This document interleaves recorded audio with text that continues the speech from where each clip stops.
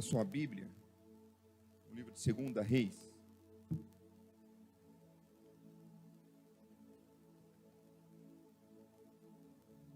Pastor Rogério, se o troço ficar vibrando aqui, joga por favor. 2 Reis, capítulo 4, a partir do versículo...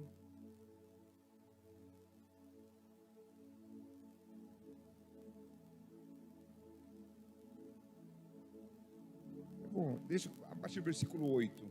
A gente vai falar um pouquinho de outros versículos. Deixa ela aberta, por enquanto. Essa é uma passagem que o Senhor pôs no meu coração, muito conhecida.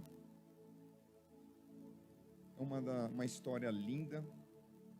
Eu acredito que uma das mulheres mais impressionantes da Bíblia. Uma história comovente. Uma mulher que a gente não sabe o nome dela.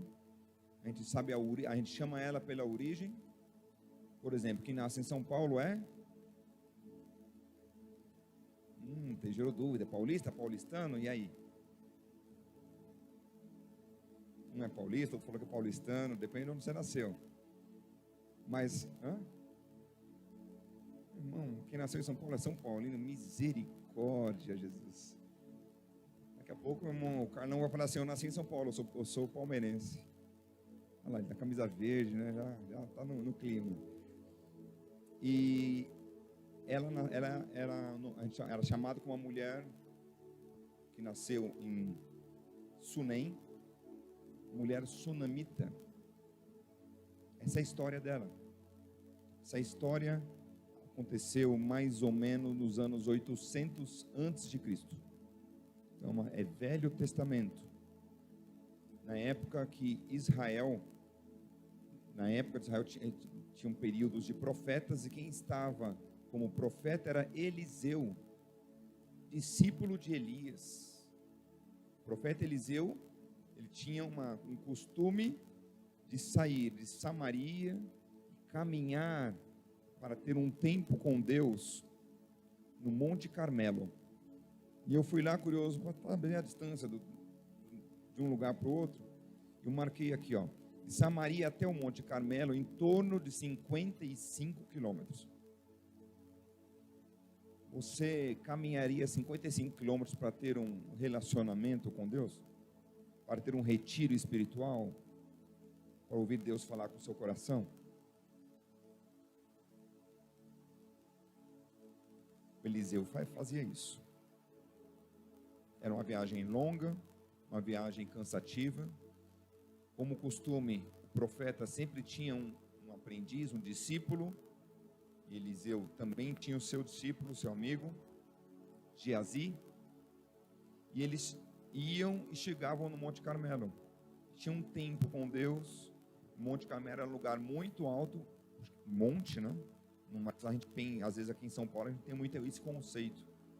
Mais de 500 metros de altitude, era um monte que tinha que subir até lá. E para chegar até lá, ele passava por um lugar que era Sunem. Sunem, se fosse traduzir para o português, seria alguma coisa próximo de declive. Porque o nome da cidade era num lugar de retorno, onde descia para um vale. Inclusive passava por uma região, quem lembra da Bíblia, de Elias derrotando os profetas de Baal, os 400 profetas. É nessa mesma região. Nessa mesma região que estava acontecendo isso.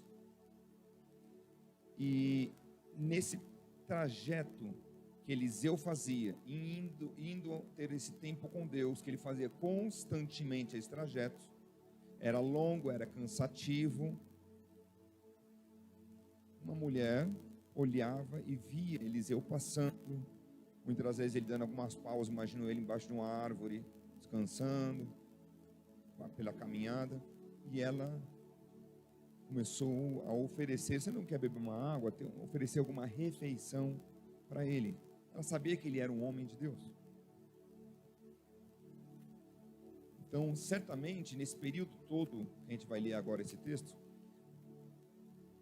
para chegar nesse nível ela já estava visualizando quem era Eliseu. Sabe, um profeta, ele e o seu discípulo, a peregrinação que ele fazia com constância.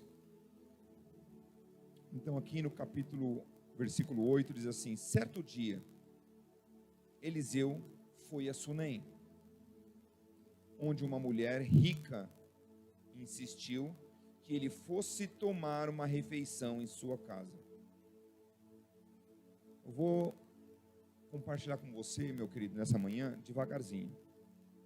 Eu creio que hoje o Senhor tem doses homeopáticas para nós. Eu tenho certeza que hoje, esse dia 12 de dezembro, vai ficar marcado na sua vida. Em nome de Jesus. Cá para nós, uma mulher rica, de posses, morava num lugar. Se ela era rica, a casa dela era uma casa também de posição bonita, boa. Uma mulher rica, normalmente, hoje em dia, uma pessoa que tem posses, ele chega e te convida para ficar na casa dele com tranquilidade. É normal isso? Mas ele anda tanto pelas terras aí, ele vai entrar, trazer poeira para dentro de casa. Ele vai sentar no meu sofá. Esse sofá é um sofá de tantos R$1.000. Não é verdade, irmãos? Nós precisamos trazer a palavra para a realidade. Essa é a realidade. Mas a mulher aqui fez exatamente o oposto. Ela já visualizava, ela já acompanhava, ela sabia que Eliseu era um homem de Deus. E sendo um homem de Deus, ela falou assim: eu preciso ter mais de Deus na minha vida. Primeira chave: a mulher era rica, sim, mas ela tinha um coração de anfitrião. Anfitrião. Ela não estava preocupada com coisas, ela estava preocupada com Deus. Você que está com a sua caneta anotando, anota uma chave. Não importa as coisas, não importa o que o homem é, importa o que ele tem, é quem ele representa. Ele representava a presença de Deus. Então ela falou assim: eu preciso atrair a presença de Deus para a minha vida.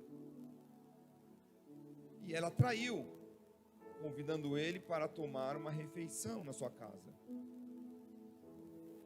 E isso aconteceu uma vez. Segunda coisa que me chama a atenção nessa mulher: uma mulher sensível à vontade de Deus. Ela enxergou Deus e falou: eu preciso de alguma maneira atrair Deus para a minha vida, para a minha família, para a minha casa. E ela fez isso. Mas ela fez isso uma vez? Não. Eliseu foi lá uma vez, tomou um lanche, talvez bebeu uma água. E ela parou nisso? Não. Continua no versículo. Depois disso, sempre que passava por ali, ele parava para uma refeição. Vem ao meu coração. E ela teve uma intimidade com o relacionamento com Deus. E ela buscou ter mais vezes relacionamento com Deus. O profeta estava passando. Cadê o profeta que não vem? Ele sempre tem um tempo que ele vai ter um retiro. Passou um dia, passou 2 dias.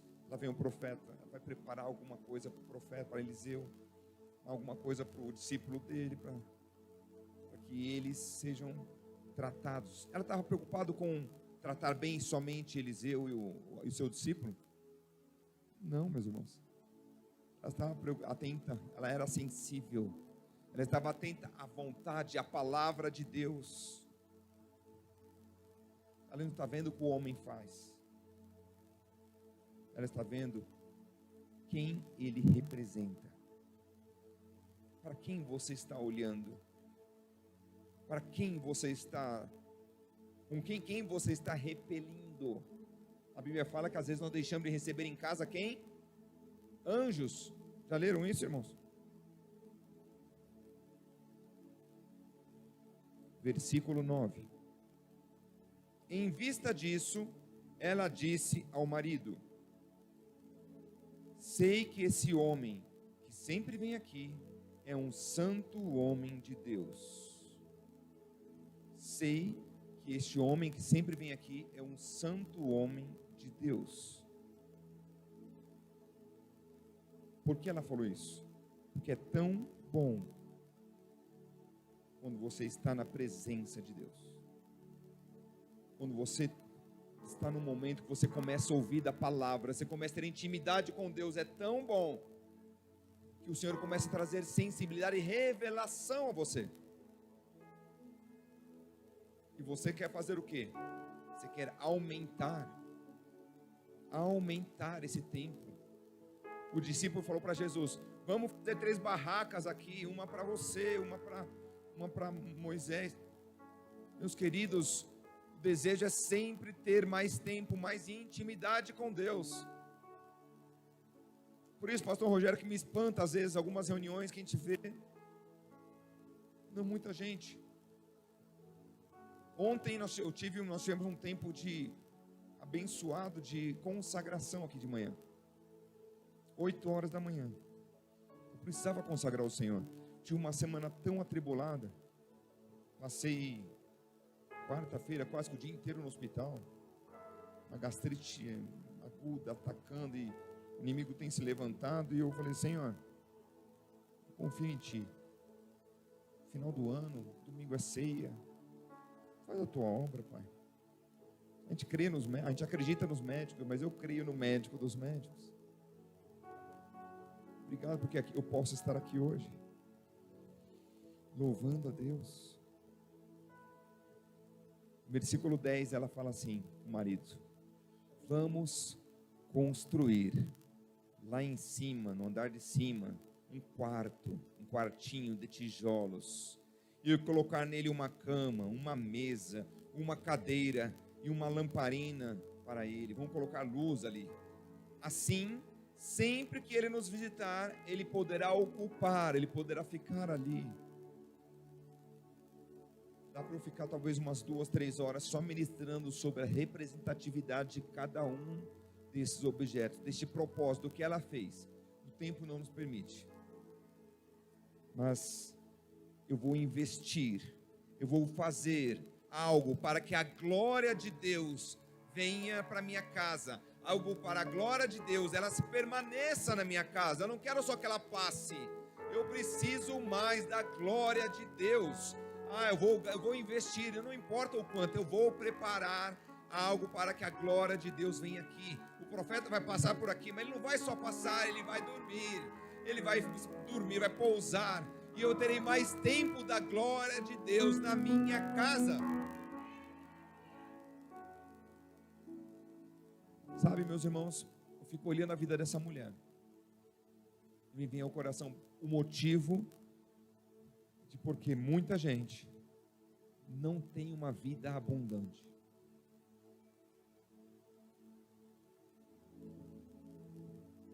Veja o detalhe da palavra do Senhor. Uma mulher rica que insistiu e ela agiu. Uma mulher rica que investiu para construir uma casa, um lugar.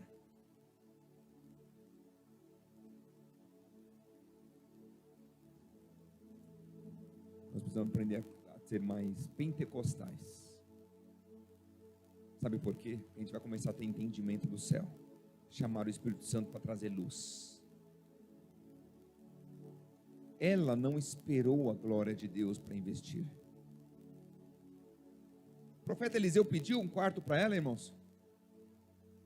O profeta Eliseu pediu refeição, comida, alguma coisa para ela? Como tudo começou? Ela sugerindo, ela ofertando, ela dando o primeiro passo. Pastor, eu queria tanto aquilo, eu queria uma libertação nessa área, uma casa, um bem, alguma coisa. Deu o primeiro passo. Deus é valor para você. Eu não estou falando aqui no aspecto financeiro, eu estou falando aqui no aspecto de valor, de importância. Deus era importante para ela, de tal forma que ela investiu, de tal forma que ela semeou. Ela falou assim: eu preciso trazer a glória de Deus para o meu interior. Porque tem pessoas que não vão ter uma vida abundante, sabe por quê? Porque Deus nunca foi valor para esta pessoa. Esta é a verdade. Não deu tempo de ler a Bíblia. Tudo bem, amanhã eu leio.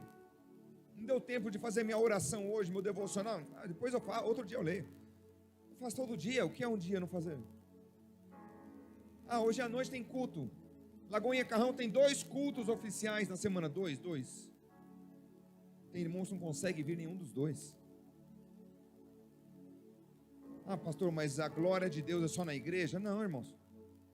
É que eu sei que se você não está aqui, com certeza você não está sendo glória de Deus no seu emprego, na sua casa, na sua faculdade, na rua. Você não está visitando o pobre.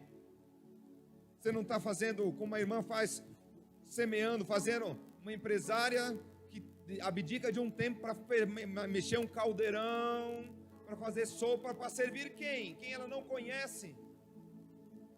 Não precisa de glória, eu estou falando porque é a realidade. Nós precisamos aprender a viver de realidade. Eu não dou primeiro para ter. Aliás, eu não tenho primeiro para dar, eu dou para ter. Eu semeio para poder colher. Não tem como eu colher sem semear. Entende? Pegou? Pegar na chave. Eu quero ter uma vida abundante e próspera, sem colocar Deus como primazia, como prioridade. Eu não estou falando fazer coisas, hein, irmãos? Eu estou falando do coração. O que é prioridade?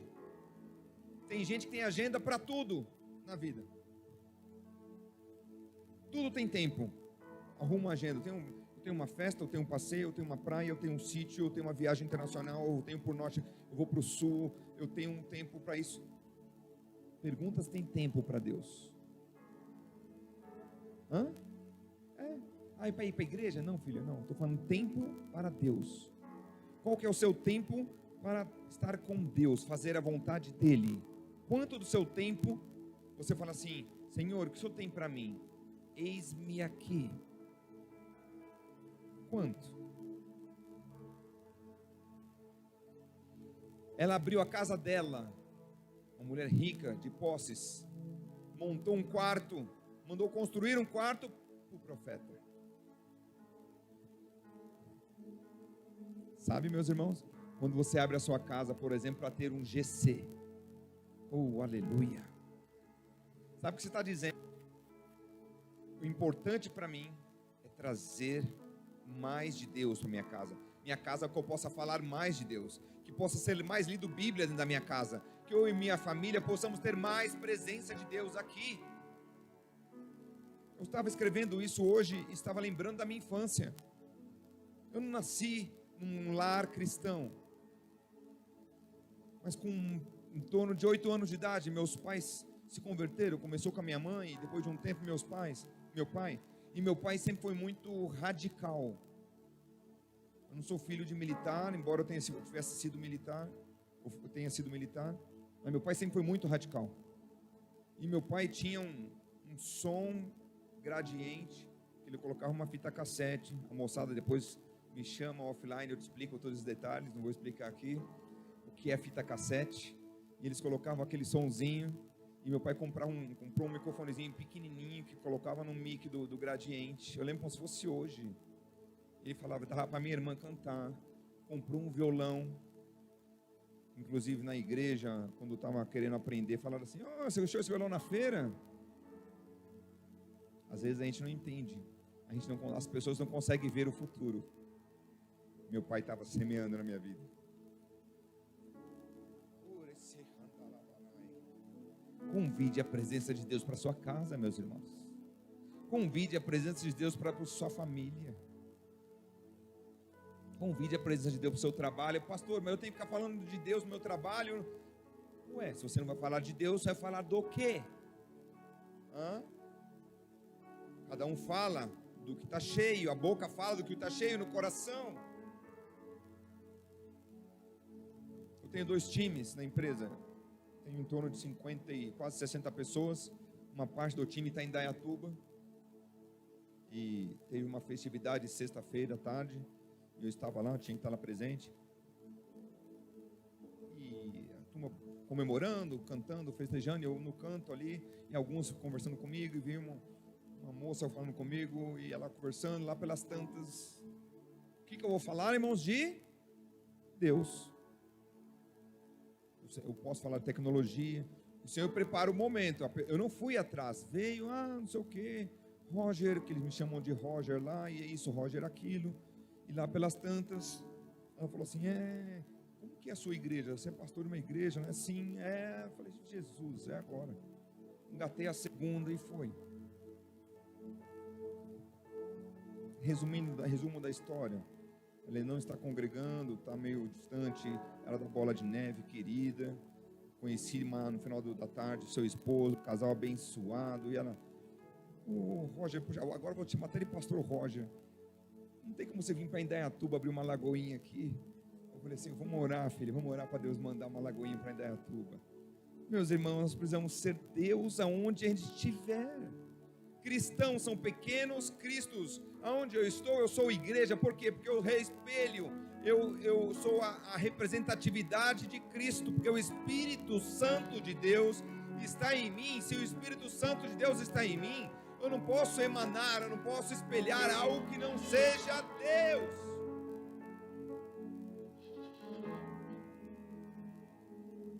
Mas a mulher chamou a presença de Deus. E ela investiu. Me chama muita atenção isso. Ela investiu. Primeiro. Não tinha um propósito. O profeta não pediu, mas ela investiu. E aí, Eliseu falou o seguinte. Vamos pegar aqui, versículo 11. Um dia, quando Eliseu chegou, subiu para o seu quarto e deitou. Detalhe, meus irmãos, o quarto era um quarto dos fundos? Não, era um quarto do lado. A Bíblia fala que era o quarto aonde? Em cima. De novo, Jesus, o tempo já foi, mas assim, o quarto no andar mais alto era mais nobre, era mais fresco, que lá não tinha ar-condicionado como temos aqui. Ela construiu uma escada para ele ter independência, para ele subir e entrar sem precisarem trazer, sem incomodá-lo. Ela fez condições para que o Senhor chegasse. Ela não criou empecilhos. O que ela pudesse facilitar, ela fez. Vamos orar? Eu tenho que trabalhar no outro dia de manhã. Eu não vou poder ficar até as 9. Pastor, o culto acabou, deu 11h30. Outro dia fala assim, pastor, o culto está dando, até que é rápido, é 1h30, 1h40. Eu falei assim, gostaria tanto que o culto tivesse mais de 2 horas. Gostaria que o culto começasse às 9. Qualquer hora eu vou fazer uma enquete na igreja, porque os irmãos meio-dia já, às vezes, a fome. Mas assim, por que eu estou dizendo isso? Liberdade, para que o Espírito Santo de Deus haja. Eu não crio barreiras, eu não crio empecilhos. Espírito Santo de Deus, age em mim, usa-me, molda-me conforme tu queres. Oração de Jesus, seja feita a tua vontade, não é a minha.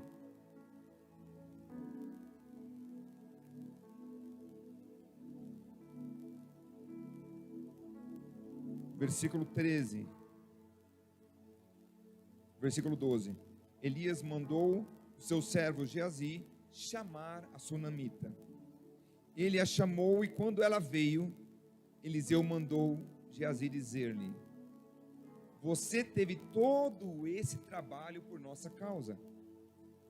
O que podemos fazer por você?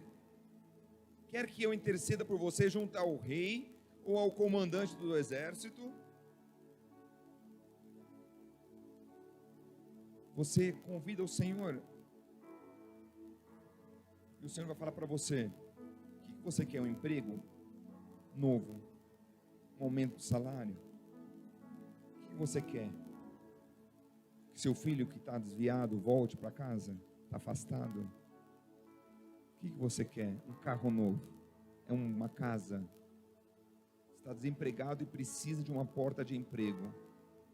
O profeta está perguntando para ela: o que você quer? O Senhor está perguntando nesta manhã: o que você quer? Qual é o seu sonho? E ela vem e responde para o profeta. Ela respondeu: estou bem entre a minha gente. Outra palavra, uma outra versão fala: eu estou bem aqui com a minha família. Ela estava bem financeiramente, ela estava bem, não tinha nada, ela não queria nada, porque a preocupação dela era receber alguma coisa. Ela fez tudo isso para que pudesse receber um presente. Qual que era o desejo dela? A presença de Deus.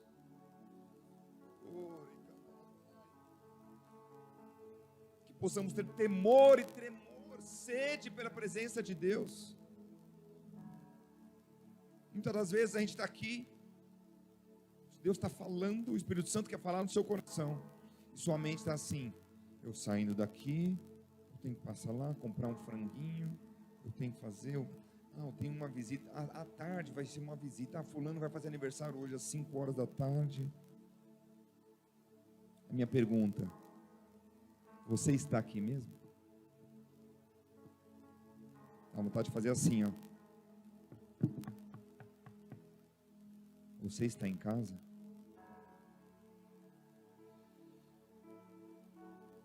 E ela não disse nada. Eu não preciso de nada. Sabe o que me traz ao coração aqui? Eu cheguei a escrever. Eu não fiz isto porque preciso.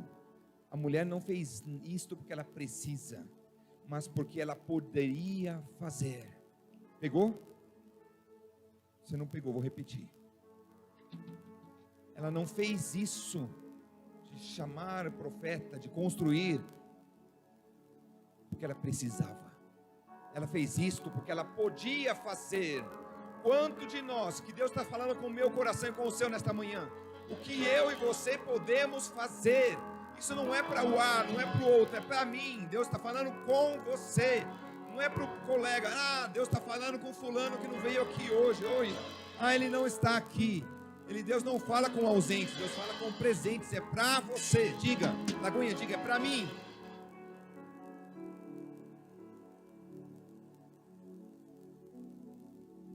Tudo que eu tenho, eu vou colocar nas mãos do Senhor.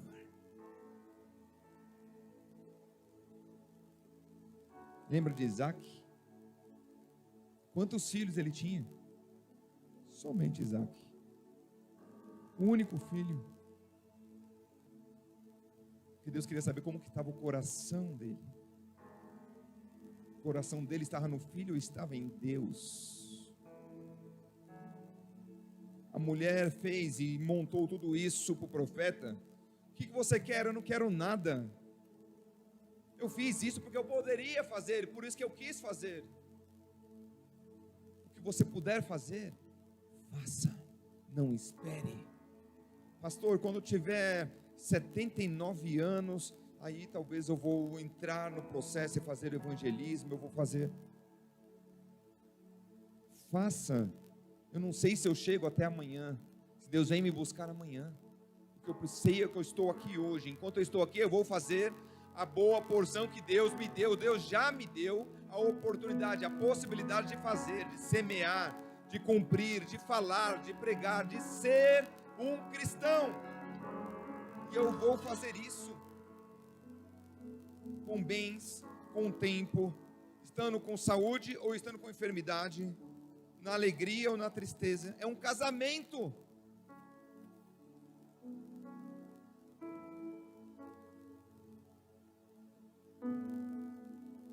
E Eliseu não ficou contente. E ele volta de novo. Mais tarde, versículo 14.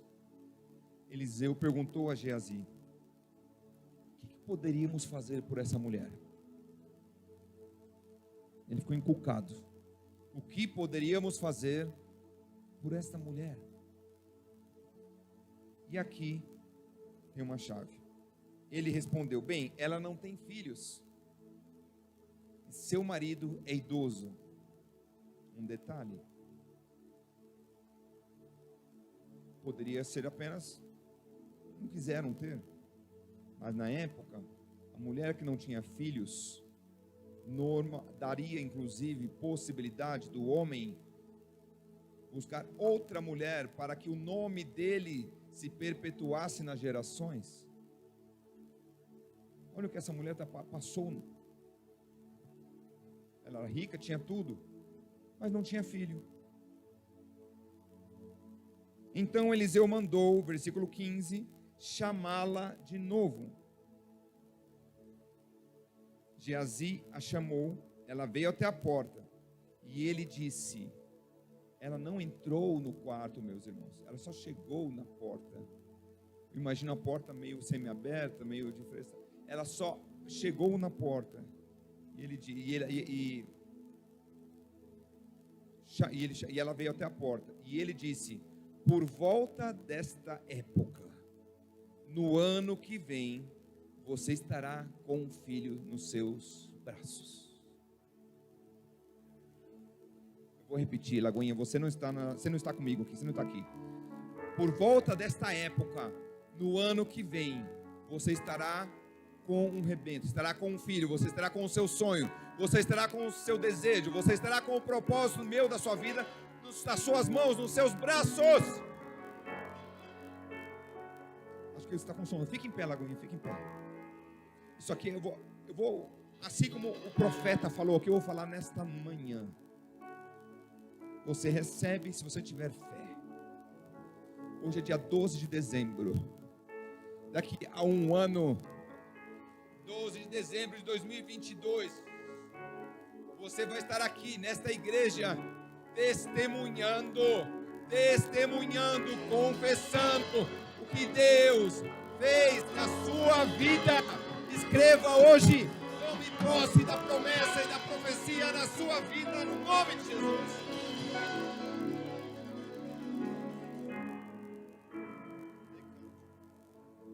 Pode se sentar.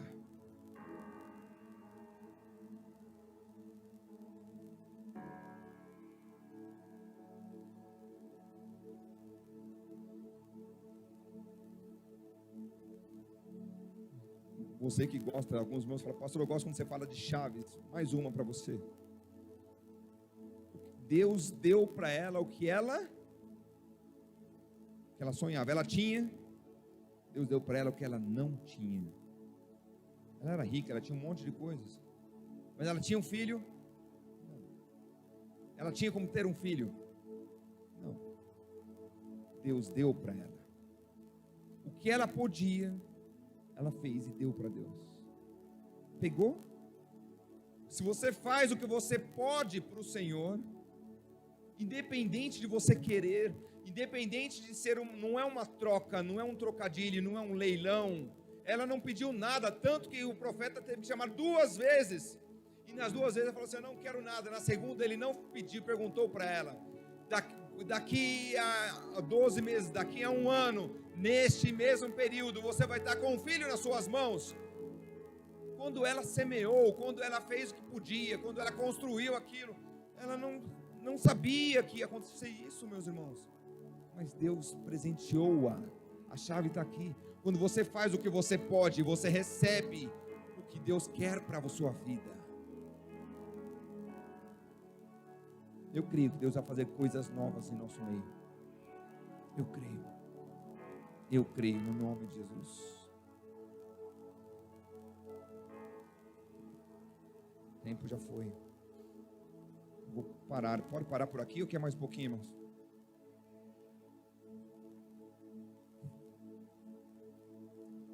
A palavra aqui mostra que ela já vivia há tanto tempo sem ter essa promessa. Ela já sonhou por 1 ano, 2 anos, 3 anos, 10, 15, 20, essa promessa. E não vai, será que o ano que vem, talvez tantos falaram para ela assim, você vai ter um filho ano que vem, daqui a 6 meses você engravida, calma, tenha paciência, e passa 1 década, e passa 2. aconteceu que ela não acreditava mais.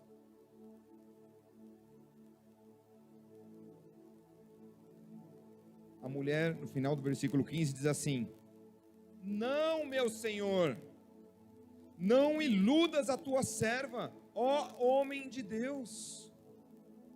Ela sabia que ele era um homem de Deus, que a presença de Deus estava dele, mas ela tinha uma sacola tão longa, tão cheia, tão grande, que ela arrastava do passado, que ela não se desprendia dela, ao ponto dela falar: não iludas mais esta tua serva. Mais um para me iludir, para falar que eu vou ter um filho? Ou seja, tantos já falaram para ela. Eu não sei o que tem falado, tantos têm falado para você, meu irmão, minha irmã. Eu não sei o que tem já colocado, não sei por onde você passou. Não sei se era ministério, se era outra religião, se era parente, se era seus pais. Eu não sei o que falaram para você, mas você arrasta uma mágoa ou algo que você no coração fala assim: não vai ser possível, é assim mesmo. Sabe aquele desenho antigo? Eu nasci assim, eu cresci assim. Uma novela, um filme, não sei, eu vou ser sempre assim. Síndrome de uma irmã, não vou nem falar o nome, porque se tiver alguma no nosso meio pode ficar preocupada. Tinha um desenho, lembrei do desenho, falava assim: ó Lip Hard, ó dia, ó azar, ó vida, ó céus. Ele nunca via coisa boa, por quê? Ele só lembrava do que ruim que ele já passou, de pessoas que profetizaram coisas ruins na sua vida. Como assim? Você vai cair. Empresas quebradas. Você quebrou a empresa e agora você não tem jeito, você não tem solução. Dissolveu, nunca mais você vai poder, nunca mais você vai conseguir. Ei! A última palavra é minha, diz o Senhor. Desprende, corta, arranca essa sacola de mágoa, de traumas. Deus quer fazer em você uma coisa nova. A gente está declarando: o ano 2022 será o ano da vitória, mas viva como um vitorioso hoje já. Nós vivemos pela fé. Desapega. Senhor, é Deus que está falando, não é o homem. Mas já aconteceu, já fizeram isso comigo. Enquanto você olhar para o que fizeram, você não consegue ver o que Deus vai fazer. Na verdade, Deus já fez. Sabe, meus irmãos, eu não sei, mas muitas das vezes, ou grande parte das vezes, a nossa vitória está depois das dificuldades, está depois do muro da guerra que nós vamos derrubar. Eu não sei porque é assim, mas nós ficamos receosos do problema. De novo, eu não vou não sei o que. E aí eu não olho para Deus, eu não atraio a presença de Deus, olho para os problemas e acontece o quê? Eu não tomo posse do que Deus já me deu. Deus já tinha declarado a bênção, os anjos estavam trazendo. E por que demorou tanto tempo? Porque os anjos estavam nas regiões celestiais, nas entrelinhas, nas atmosferas, guerreando. A bênção já veio, Deus já decretou. Efésios fala que a bênção já veio para mim.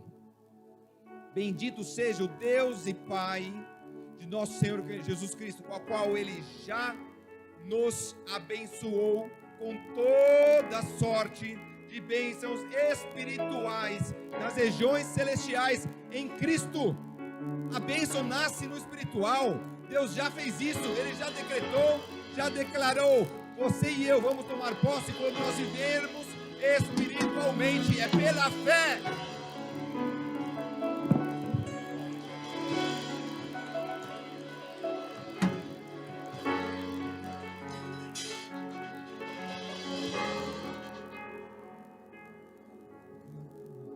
Você vai viver o inesperado de Deus, eu creio. Eu creio. Sabe?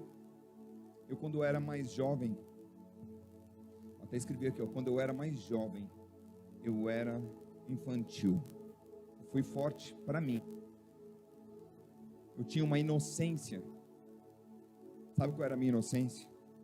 Quando eu converti, eu me encantava com algo profético. Eu sempre fui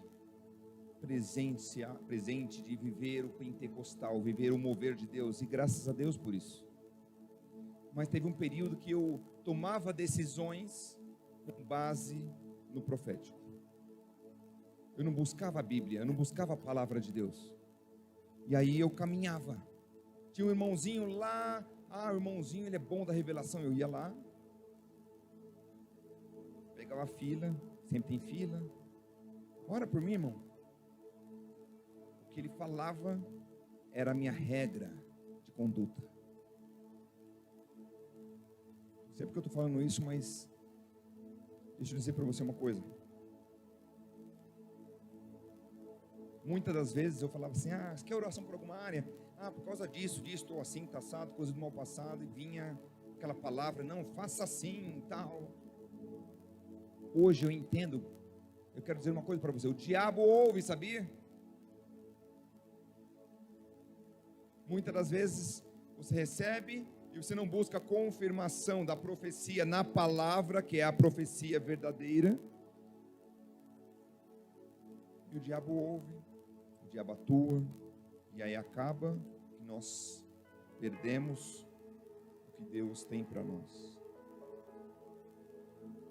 Há muitas coisas que eu e você devemos e precisamos fazer por sermos filhos de Deus.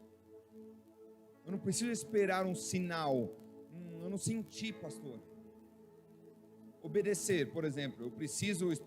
Não, eu não senti para obedecer, eu tenho que obedecer. Eu não preciso sentir, o farol está vermelho. Eu não senti de parar. Aí você passa, aí vem uma carreta, passa por cima. Pastor, você está dramático hoje. É grave. É grave, meus irmãos. Nós precisamos depender e aprender a depender de Deus, da palavra dele. Conhecereis a verdade e a verdade vos libertará. Nós precisamos nos apegar à palavra de Deus. Hoje é o dia da Bíblia. E o quanto que nós dedicamos à palavra? Quantos aqui, não precisa levantar suas mãos, já leram pelo menos uma vez inteira a palavra do Senhor?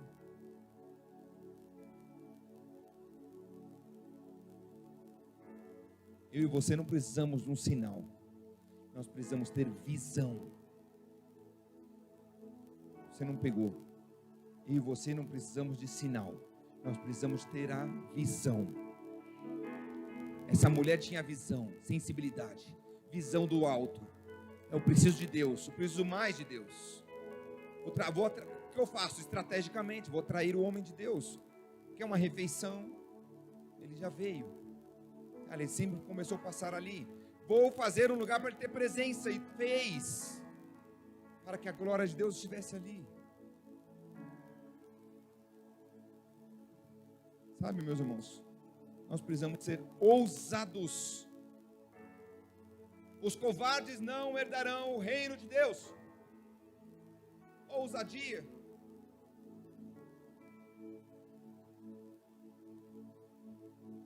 Tinha um homem, Pedro está no barco pescando com os discípulos. Está comigo?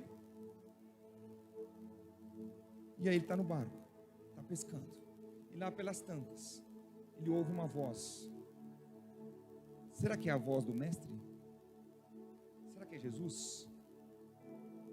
E ele pergunta. Ele sobe no barco e pergunta: és tu? Ele só falou isso. Como que ele falou? Vai lá, alguém, pelo amor, alguém. Se és tu, Senhor, me chama para estar contigo, para estar contigo. Ele podia estar falando: és tu? Sou eu. Que bom. Não, meus irmãos, tinham outros discípulos, só ele fez isso. Ele foi ousado. Se és tu, me chama para estar contigo. Peraí, como que ele vai estar com ele? É a água tudo em volta. Visão do alto. Nós estamos aqui na terra, mas nós não somos daqui, meus irmãos. Nós precisamos ter esse entendimento, tirar as escamas dos nossos olhos de pessoas normais. nós não vivemos pelo que nós vemos. E ele, olhando naturalmente, é impossível. Está lá o barco balançando, ele vendo aquilo. Se és tu, me chama. E Jesus falou, vem.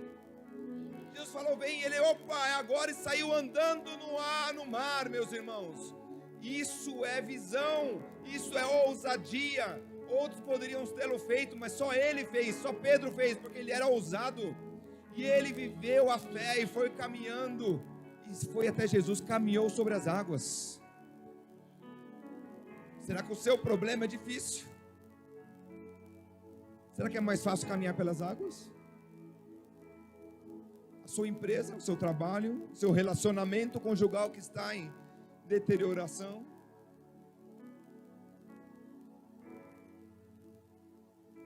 Versículo 15. Então Eliseu mandou chamá-la de novo e disse: por volta desta época você vai ter um bebê. Chega uma hora na vida que eu e você precisamos parar de olhar para trás. Eu já falei algumas vezes isso. Parar de se ressentir, parar com as mágoas. Recomece. Deus tem algo novo para você. Queria te convidar a ficar em pé. Recomece a sua vida. Você achou que era o seu fim? No seu trabalho, na sua empresa, no seu relacionamento. Eu me lembro de Paulo e Silas. Paulo e Silas na prisão. Eles estavam acorrentados e também com os pés presos. Vou pegar minha esposa aqui para fazer, ó. Passou por aqui, dançou. Eu imagino, eles não... Fica de costas, querida. Eu imagino eles acorrentados assim. E Paulo e Silas estavam presos. Por volta de que hora? Vamos ler Bíblia, meus irmãos. Por volta da meia-noite. Imagina 11h40. Imagina 11h50. Paulo e Silas estavam lá e começaram a fazer o quê? A louvar. A louvar. Dá o tom aí, meu querido.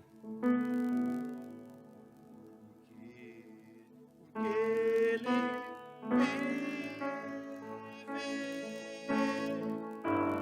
posso crer no amanhã. E ele continua acorrentado.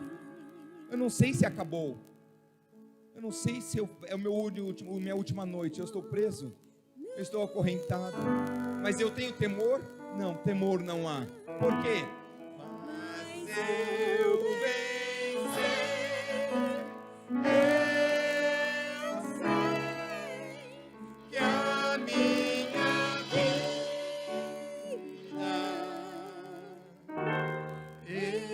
Está nas mãos de meu Jesus. Jesus está vivo. E as correntes quebraram. As cadeias se abriram e todos foram soltos. Ele não olhou para a situação, ele não olhou para o momento, ele não olhou para as cadeias, ele não olhou para as correntes, ele não olhou para trás, ele olhou para o Senhor, ele olhou para Deus e chamou a Deus.